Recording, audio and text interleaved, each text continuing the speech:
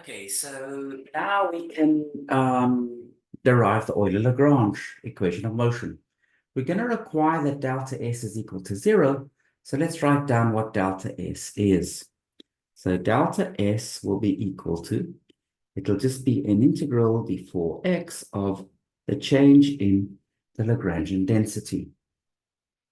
And we can very easily evaluate what is the change in the Lagrangian density. It'll just be the change in phi times pi dl d phi plus the change in d mu phi times dl d mu phi. So very straightforward formula. And now let's just rewrite that a little. So integral before x delta phi dl d phi plus, and now I would like to write the change in d mu phi in terms of the change in phi. So this will be d mu delta phi using the second boxed equation on the page. And then it will be dl d mu phi. Oh, it should be mu phi. Good. Okay, now I'm going to do a slight rewriting of the second term. So let's leave the first term completely unchanged. So this is an integral d4x delta phi dl d phi. Then I'm going to say plus d mu delta phi dl d mu phi. And there'll be another term minus delta phi d mu dl d mu phi. And these two terms, so that term plus that term correspond to the single term on the line before. Okay, so let's just explain that and make sure that we understand it. So look at the last line that I've written down. When this derivative d mu acts, it can act both on the delta phi and it can act on dl d mu phi. When it acts on delta phi, it gives me the term that I want from the previous line. So the d mu acting on the delta phi gives me the term that I want.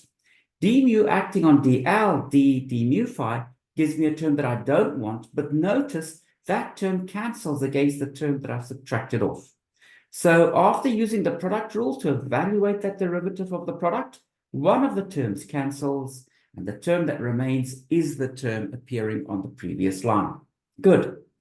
Okay, now let's just rewrite this as a sum of two terms. So I've got an integral d4x, and I'm going to group terms slightly differently. You see, I've got delta phi, and then I've got dl d phi, so that multiplies delta phi. But then the last term is also multiplying delta phi. So let me put the last term in.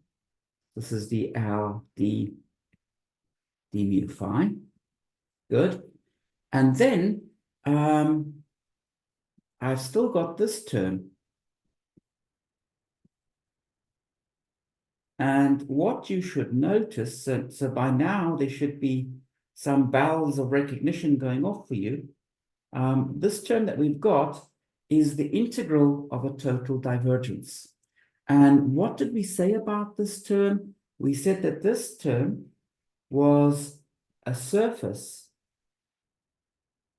or equivalently, we also said boundary term. Now, notice something. This depends on the fields of our problem, phi, and we know that phi goes to 0 on the spatial surface of the universe. So dl d mu phi will just have phi's in it.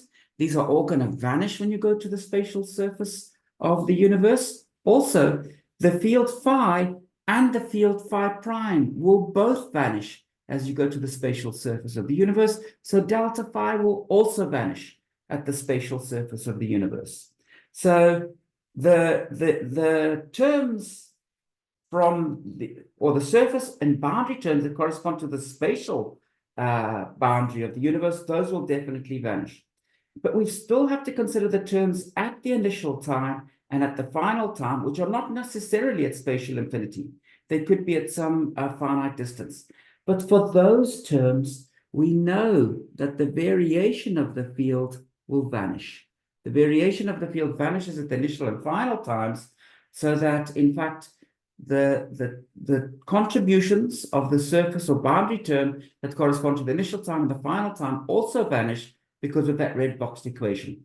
So we can drop this surface or boundary term. And then how do we get our Euler-Lagrange equations of motion? Well, we say that the change in the action has to vanish. Okay. Now, what's vanishing? Well, it's this integral d4x delta phi times something. And that term must vanish. So this term over here must vanish. So this must vanish. Now, this is an integral. Just because an integral vanishes, it doesn't mean that the integrand vanishes. But this particular integrand, this particular integral must vanish for any delta phi. And there's an infinite number of ways we can vary that field, and they must all give us 0. Well, the only way that that can happen is if the quantity in round brackets itself vanishes. So what we learned, the only way this can vanish for all delta phi is if dl d phi is equal to d mu dl d mu phi. And these are the Euler-Lagrange equations of motion for a classical scalar field. Okay, and that completes our derivation of the Euler-Lagrange equations of motion for our scalar field.